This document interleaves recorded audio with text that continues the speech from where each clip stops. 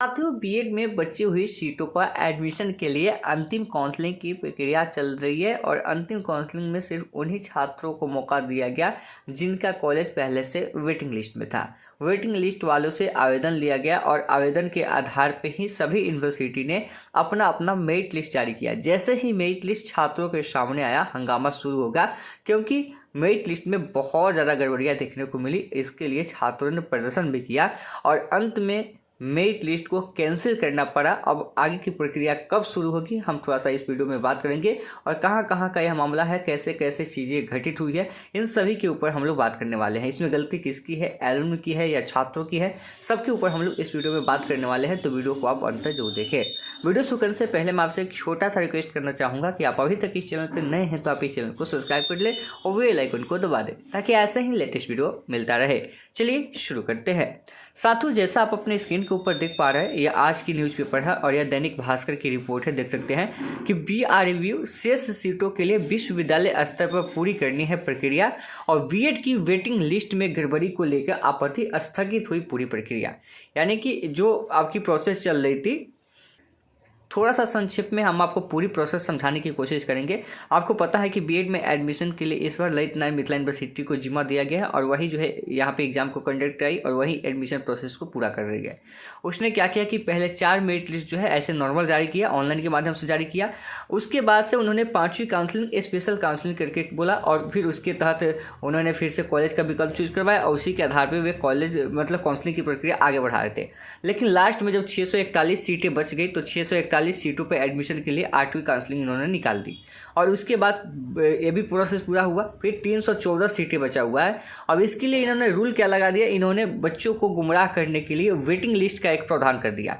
यानी कि जो मेरिट लिस्ट इन्होंने जारी किया 8वीं काउंसलिंग में जो 641 सीटों पर था, इसके अलावा कुछ स्टूडेंट को वेटिंग लिस्ट शो करवा दिया और वेटिंग लिस्ट के आधार पर कहा कि जो वेटिंग लिस्ट में आए हैं, जिनका नाम है, उन्हीं को आगे की काउंसलिंग में मौका दिया जाएगा। और इसी के आधार पर उन्होंने ऑफलाइन प्रक्रिया शुरू की थी। इससे पहले ऑनलाइन प्रक्रिया हुई थी और ऑफलाइन प्रक्रिया शुरू करके क्या किया कि इन्होंने सभी यूनिवर्सिटी को मेरिट लिस्ट बनाने की जिम्मेदारी सौंप दी कि भाई जो भी मेरिट लिस्ट तैयार करेगा अब वो यूनिवर्सिटी तैयार करेगा, हम नहीं तैयार करेंगे, एलुमनी तैयार नहीं करेगा, यूनिवर्सिटी तैयार करेगा। उसमें भी वो भी ऑफलाइन, ताकि गड़बड़ियाँ ही गड़बड़ियाँ हो सके। समझिए खेला को। इससे पहले 8 काउंसलिंग आपने लिया वो ऑनलाइन हुआ आपका, बाकी आपने यहाँ पे जो अगली काउंसलिंग ली उसको आपने ऑफलाइन लिया।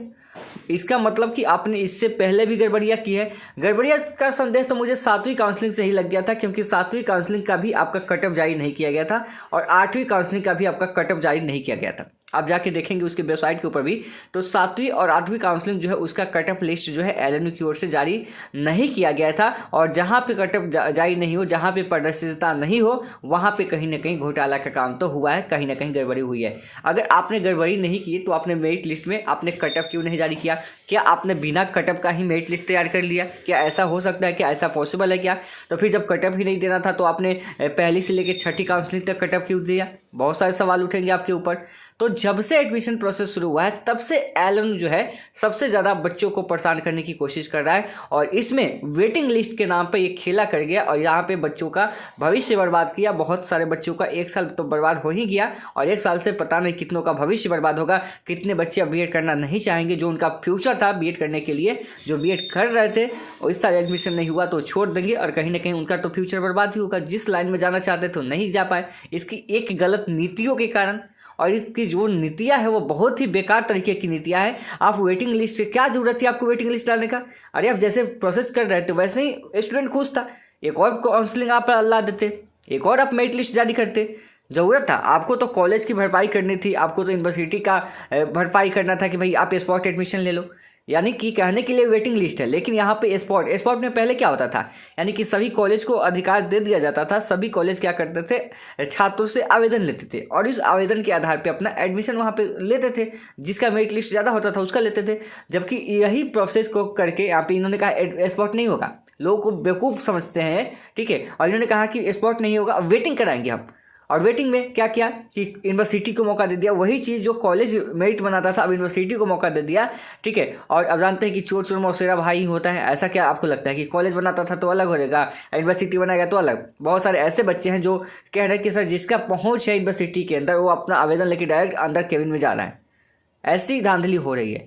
तो इन्होंने यहाँ पे वेटिंग निकाला ताकि स्पॉट, क्योंकि आवेदन ले लिया जाएगा ऑफलाइन में, किसी को पता नहीं चलेगा कि कितने बच्चे ने आवेदन दिया, यहाँ पे पता थोड़ा चलेगा। और उसी के आधार पे जो उनकी खास लोग होंगे जो कुछ पैसा देंगे उनका मेरिट लिस्ट तैयार कर दिया जाएगा। तो एक पैसों का खेल के लिए यहाँ पे इन्होंने स्पॉट ना करके हमकी वेटिंग का नाम दे दिया है। देखिए इतना बेवकूफ़ समझते हैं लोग को कि वेटिंग का मतलब यहाँ पे क्या है यार। वेटिंग का मतलब आपको समझ आती है कि वेटिंग क्या होता है? वेटिंग का मतलब होता है जो इंतजार कर रहा है छात्र। जैसे आपने 641 सीटों पे एडमिशन के लिए काउंसलिंग निकाली, उसमें आपने मेरिट लिस्ट अलॉट किया 641 बच्चों को, और 641 बच्चों को अलॉट किया, उसके बाद भी आपके पास सीटें खाली है, उसके बाद आप वेटिंग लिस्ट में रखे होंगे, मान लीजिए 500 बच्चों को वेटिंग लिस्ट में रखे होंगे। अरे आपके पास इतनी कॉमन सेंस तो होनी चाहिए कि वेटिंग लिस्ट होता क्या है। 641 जो बच्चे हैं, आप समझिए 641 में से 327 एडमिशन हो गया, फिर भी 314 जो सीट बच गया। अब बताइए 314 सीटों पे जो वेटिंग लिस्ट में 500 बच्चे मान लीजिए बच्चे हुए हैं इसके पहले वेटिंग लिस्ट में, आज तो बेवकूफ़ की तरह करते हो। 500 बच्चे जो यहाँ हैं उनको मौका यहाँ पे देना चाहिए 314 पे।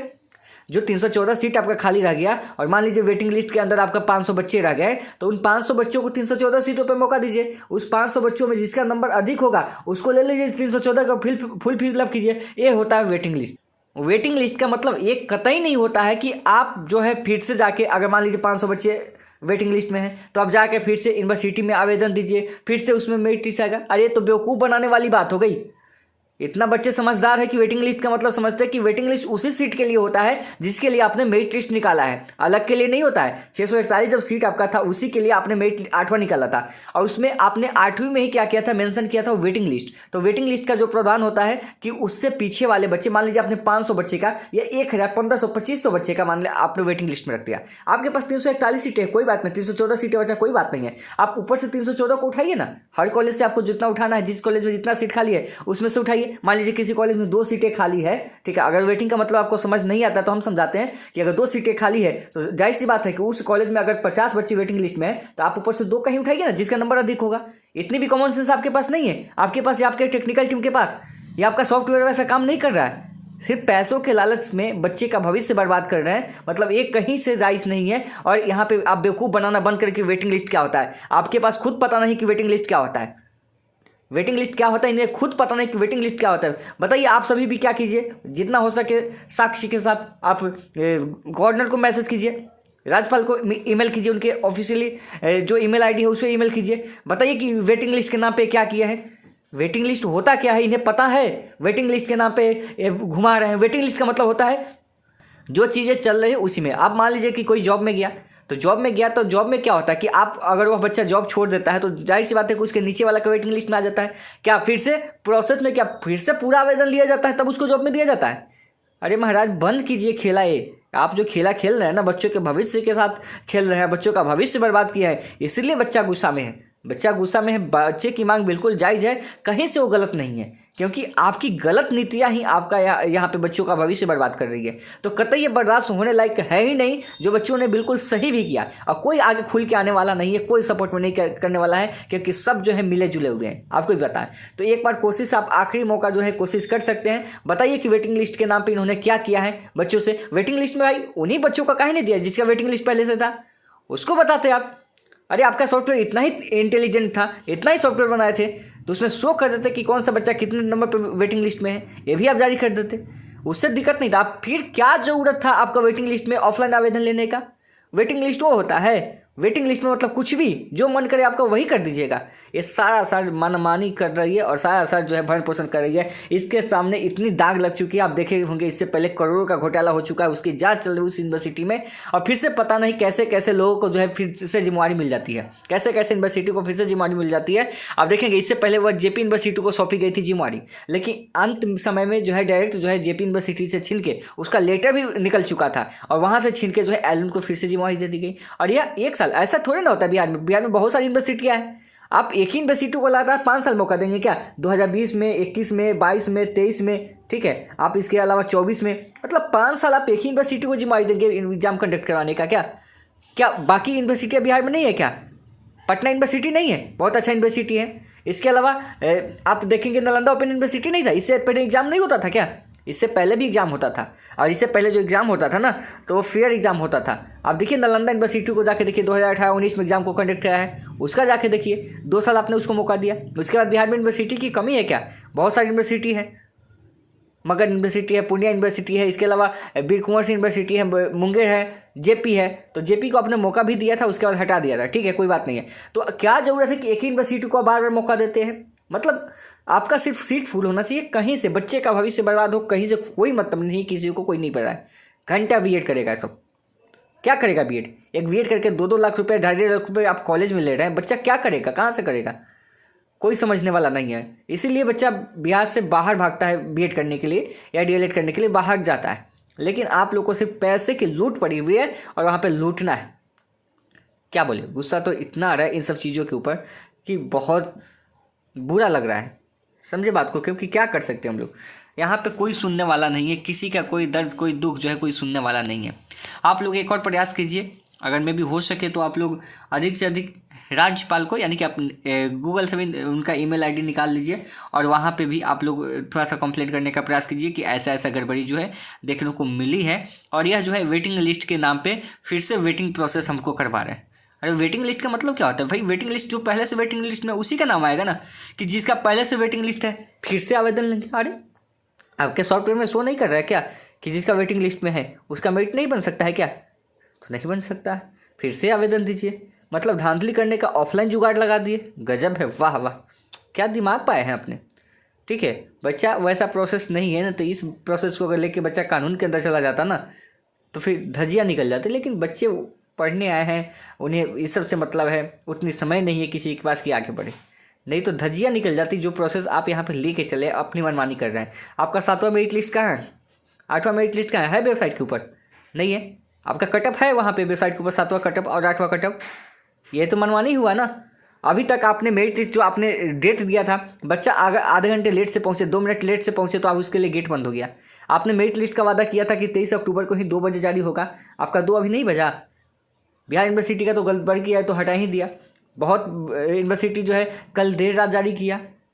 मतलब आपके टाइम टेबल का कोई एथी नहीं है, आप जो मनमानी करते रहें, बच्चा का भविष्य बर्बाद होते रहे। रोकने वाले तो हम तो नहीं हैं, हम तो हैं आगे ही। ठीक है, आप लोग कीजिए और आगे की प्रोसेस भी पूरा कीजिए, जहाँ तक हो सके हम भी हेल्प करने के लिए आपका रेडी है। पहले से भी थे और आज भी है और आगे भी रहेंगे, हमसे जितना हो सकता है। देखिए, गलत को गलत खुल के कहेंगे। अगर यूनिवर्सिटी अच्छा काम कर रही तो हम अच्छा बोलेंगे। इससे पहले भी यूनिवर्सिटी अच्छा काम कर रही थी तो हम बताए थे, लेकिन गलत जहाँ पे होगी उसका विरोध तो करेंगे ही, ये बात तो सही है, आपको भी पता है। तो गलत चीज़ें बर्दाश्त कहीं नहीं हुई, क्योंकि स्टूडेंट के हित में ये चीज़ सही नहीं है और स्टूडेंट को कहीं ना कहीं परेशानी हो रही है, बहुत ज़्यादा परेशानी हो रही है। तो एक अंतिम विकल्प है, आप सभी तो सब तो मिले हुए हैं, हम तो बता दिए यूनिवर्सिटी से कॉलेज तक, लेकिन आप एक बार हो सके तो माननीय जो राज्यपाल महोदय जी हैं उनके पास एक ईमेल आप करें, आप सभी मिलके, और थोड़ी सी प्रोसेस को बताएं। आप लोग अगर हो सके, आप सभी के पास अगर साक्ष्य हो तो वहाँ पे से करें और यहाँ से मांग किया जाए कि भाई जिसका ऑनलाइन जो मेरिट लिस्ट था, जैसे था वेटिंग लिस्ट, उसी के आधार पर उसको दे दिया जाए। क्या ज़रूरत है फिर से आवेदन लेने का?